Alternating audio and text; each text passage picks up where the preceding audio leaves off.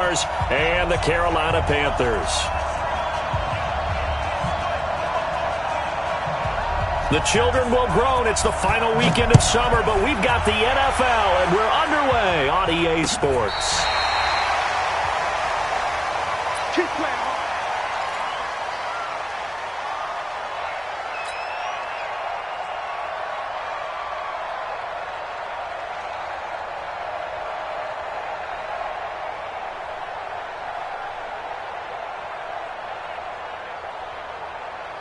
Ball up to the 35 now as they come up on 1st and 10. Jackson. And his first look is incomplete. Curtis Samuel, the one he was looking for. And that'll bring up 2nd down. It's always tough for the guys throwing the football when they think they've got a completion and the ball's almost there, and then someone sneaks a hand or two in and bats it away. Here's 2nd and 10 now from the 35. Undercrush. And he'll give it here to his running back. And forget about finding a lane. He barely had time to look up before he was planted in the backfield. Excellent effort defensively by him. 2 tackles for a loss last week, now 1 here in the first quarter. He's an absolute disruptor, isn't he? And I think most offenses would love to go against guys who just want to hold the point of attack and try and keep things clean for their linebackers. But when they make those moves and they can get upfield, past the offensive line into the backfield, that's hard to handle. We own it. Fires the mic. Here we go, D. Here's Jackson on 3rd and long. Taking a shot for Samuel. And he bats it away, and it falls down incomplete. And 3rd down is a key down in any game you play. And 3rd down defense, something we've got to watch in this one. Got to be effective on the passing downs. That's a pretty good first step right there. No returning this one. It sails out of bounds, and they'll spot it right at the 20. At their own 20-yard line.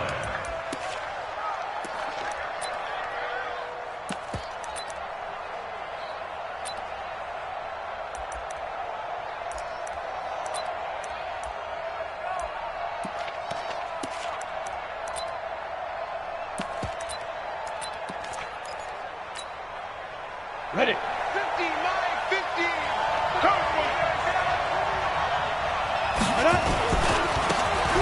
Now they try the right side here.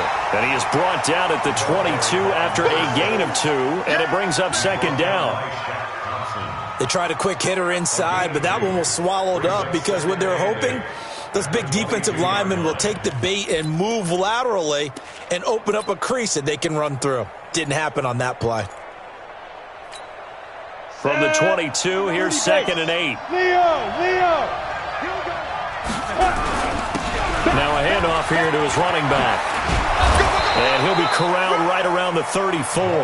The Jags picking up the 1st down there, a gain of 12. And there we see an early burst that makes him one of the leading rushers in the league. Well, I want you to know, I listened to you yesterday when we were watching film. You said write down the word vision for him. It was on display there, wasn't it? It certainly was, because he allows the blocks to set up in front of him. And if that continues, it could be a long afternoon for those guys trying to play some defense. Now a carry for the former Michigan State man, Le'Veon Bell. And the hole closes quickly. He gets it across the 35 to the 36-yard line. Give him a couple on the carry there, 2nd and 8. It's 2nd and 8 at the 36-yard line.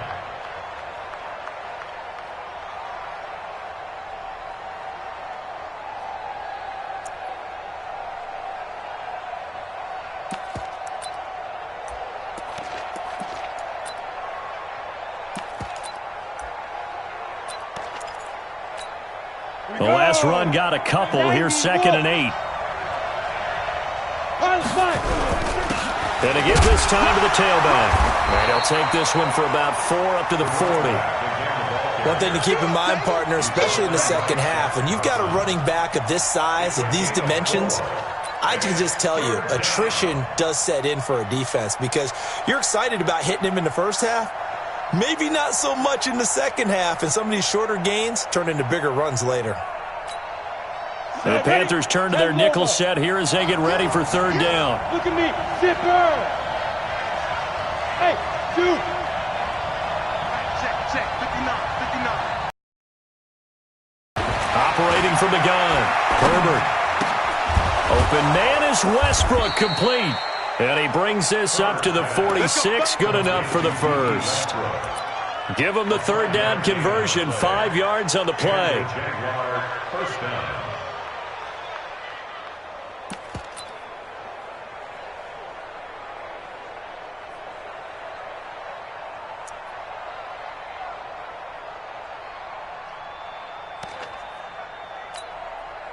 Couple of first downs to kick off the drive. Here's 1st and 10 up at the 46.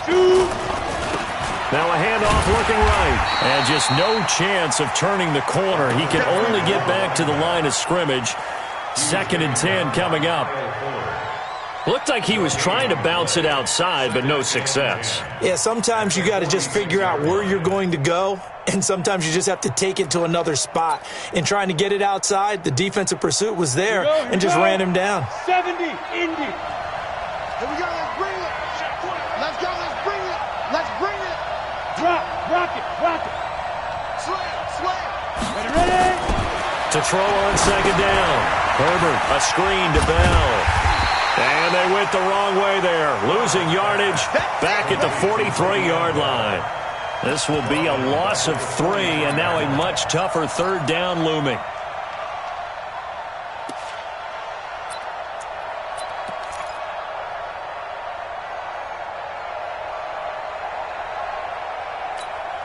Ready? 7th play of this drive coming up, but a long way to go on 3rd down. Snap. From the gun, Herbert. He wants it all for the end zone. And that's going to wind up incomplete. However, we do have a flag down. Let's check in with our referee.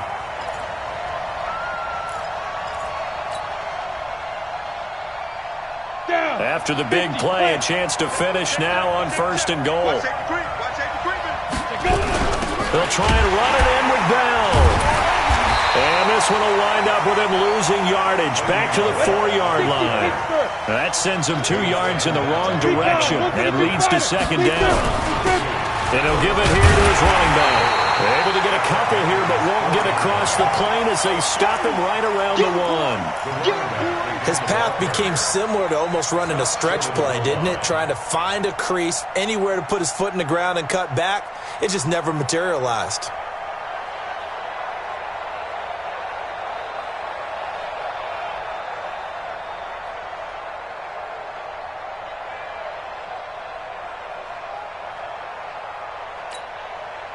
This Carolina defense looking to keep him out of the end zone once more. 3rd and goal.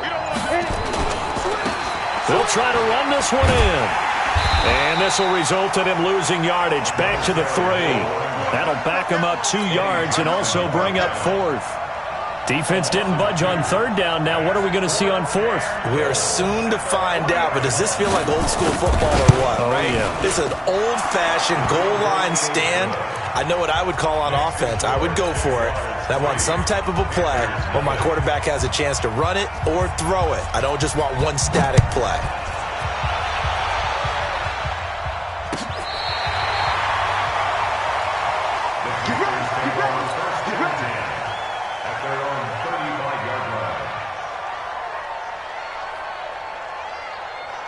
This Carolina offense at the line, ready to go. And the first drive, 3 and out. Second possession, see if they can get a little momentum. And oftentimes that first drive is just a feeling out process. You have some plays that you've got called and you want to see how defense reacts. And it may not go terrific on the first one. Now they're ready to go. They've kind of got to look at them, got a sense. Let's see if they open things up a little bit. See if they open things up. Let's see what the defense does here, too, after a good stop. 3-0 after 1 on EA Sports.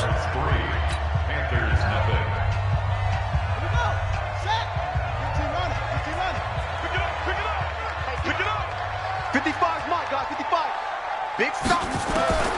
Throwing on 2nd and 14. Jackson. This one complete to Curtis Samuel. And he'll be taken down, but not before they work it across midfield.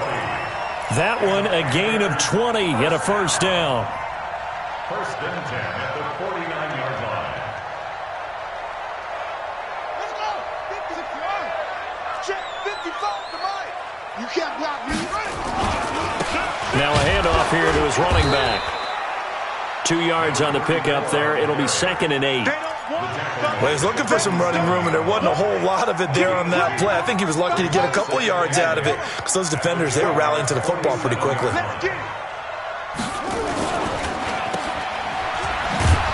And they go backwards here, losing yardage back at the 48-yard line. It'll go as a loss of a yard, and it'll set up 3rd down. And never good on a pass completion there to go the wrong way, lost yardage.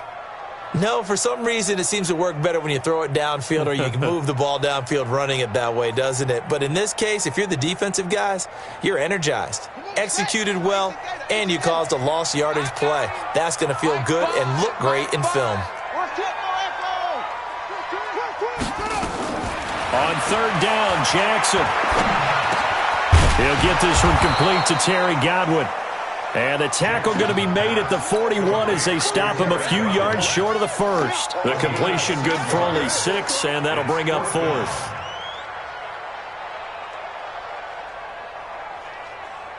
On now, Graham Gano. He's hit from 63 as recently as last year.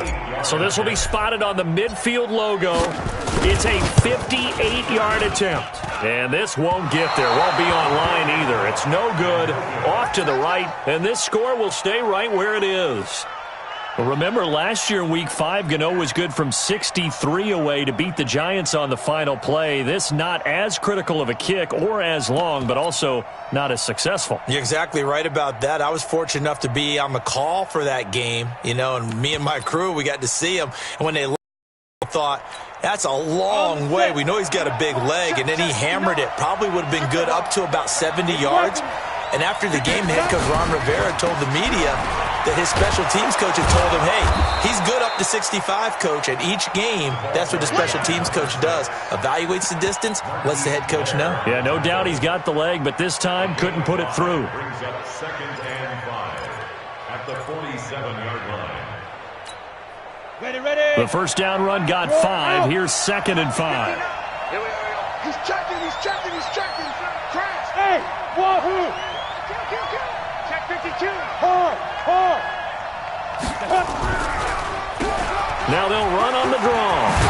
And he is tackled inside the 40, not quite to the 35. 11 yards there for Jacksonville and a first down as well. Boy, he does it at a high level, doesn't he? Because when I watch him, I think of his vision. Straight ahead, peripheral, also has that sense of where holes are going to be before they actually open. I think that helps set him apart from many of the other backs in the league.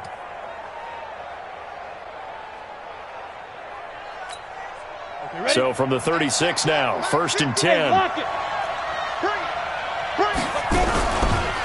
Here's Bell. And he'll have a gain of 3 to the 33. When we talk about Luke Kuechly, you can't talk about his overall game without talking about his intelligence and how he controls the whole defense. He quarterbacks that defense, and at times will actually make checks, just like a quarterback would on offense to get them into the right defense. They definitely were on that play. How about that finish? Holding that to a minimal gain. On 2nd down now, it's Bell. And he'll be brought down at the 27-yard line. A gain of 3 last play. This time they double it and pick up 6. The yardage numbers for him just keep piling up for his career. He's now toppled, Charles, the 11,000-yard mark. And just think about that. For most NFL running backs in their career, it feels like if they get to 1,000 yards, they've had a nice little run. He's over 11,000 yards, probably beyond his wildest dreams. From the gun on 3rd down, Herbert. And it's incomplete, almost intercepted. He had a great shot at picking that off in the end zone. It brings up 4th down. So out comes the field goal team now for the 2nd time here today. He hit his first one, this from 44 yards out now. And that is no good.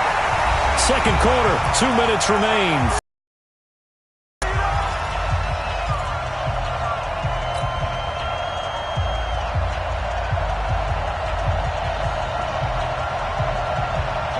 reminder, coming up at halftime, we'll head to Orlando. Standing by there, Jonathan Coachman. He'll have stats and scores from around the NFL in his second week of the regular season. And now a throw on first down there, but it's incomplete. This defense not going to make it easy for you. They're a physical group, and we just saw it there on that play. They came in, made the contact, just as he's trying to haul it in. From the 34, they'll come to the line on 2nd and 10. Watch the screen, watch the screen, watch the screen, watch the screen. To throw is Jackson. Going to throw again. Taking a shot for Samuel. And this is going to wind up incomplete. The coverage there too strong on the deep ball, and now they face a 3rd down. They've been playing sound fundamental defense thus far and able to keep this offense from creating a major dent on the scoreboard. Able to force the incompletion, but still waiting for that game-changing play. You feel like it's coming, the first sack, the first turnover. In a sense, they're playing old-school defense right now. The new school defense is what you said, taking the ball away. Here's Jackson to throw on 3rd down. And he's got some space here. And that's a great example of ball skills right there, partner. You and I do a lot of games, and I can't tell you how many guys look to run with the football before they've intercepted it. So that's a nice job of focusing on the task at hand and coming away with the interception. On the double. Look at me. Go. Shoot. Now they try the right side here. He's got the first down inside the 10. And he takes it in. Touchdown, Jacksonville. A great play there. His first touchdown here of the new campaign. And the Jaguars are able to widen their lead.